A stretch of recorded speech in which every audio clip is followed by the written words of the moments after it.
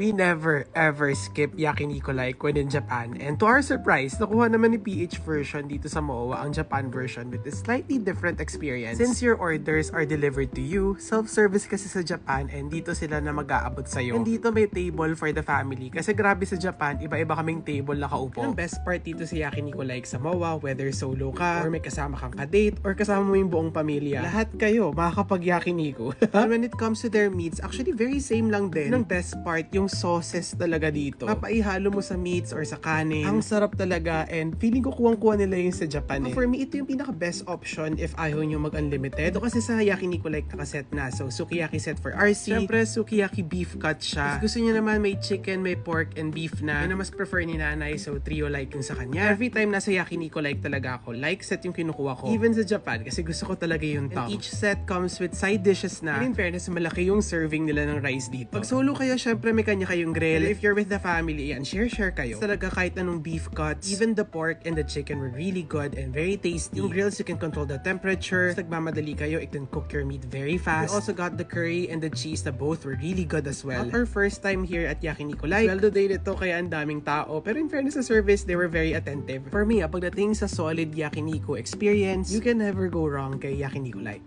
Enjoy!